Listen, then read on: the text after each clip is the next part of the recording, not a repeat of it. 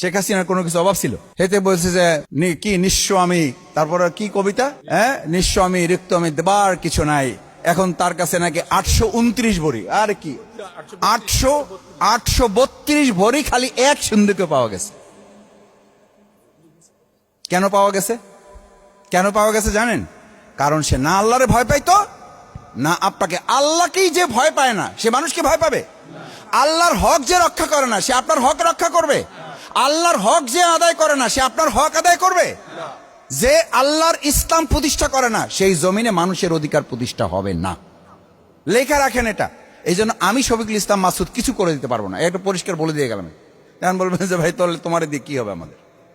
আমার দিয়ে হবে এই কারণে, যদি আল্লাহ তাআলা শফিকুল ইসলাম মাসুদকে কবুল করেন আর আপনারা যদি তাকে সমর্থন করেন, তাহলে আল্লাহর একটা ওয়াদা আছে, ওমাইয়াত্তাকিল্লাহ ইয়াজআল লাহু মাখরাজান ওয়া ইয়ারযুকহু মিন হাইসু লা ইয়াহতাসিব।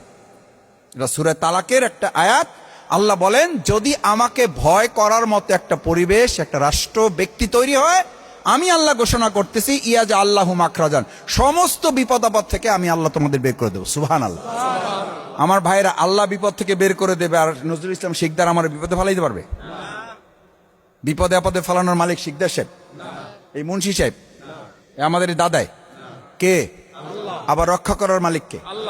আল্লাহ। সেই আল্লাহ বলতেছেন ইয়াজআল লাহু মাখরাজান, যদি আমাকে ভয় করে চলো তোমরা, আমাকে ভয় করতে পারো, আমি আল্লাহ ওখান থেকে বের করে দেবো। ওয়া ইয়ারযুকহু, যেটার জন্য সবচেয়ে বেশি পেরেশান, বিজেপ কার্ড, টিউবওয়েল, এগুলো কি রিজিক, রাস্তা ঘাট, উজুখানা, এই যা বলেন এই সব কিছুকে আল্লাহ তাআলা এক বাক্যে বলেছেন ওয়া ইয়ারযুকহু, এমন জায়গা থেকে তোমার রিজিকের ব্যবস্থা করে দেব লা ইয়াহতাসিব, যা তুমি কোনোদিন কল্পনাও। সুবহানাল্লাহ। বাড়ি যাই কইন। এটা প্রধান উপদেষ্টার কথা, খাদ্য উপদেষ্টার কথা, জাতিসংঘের মহাসচিবের কথা, কার কথা? আল্লাহর কথা।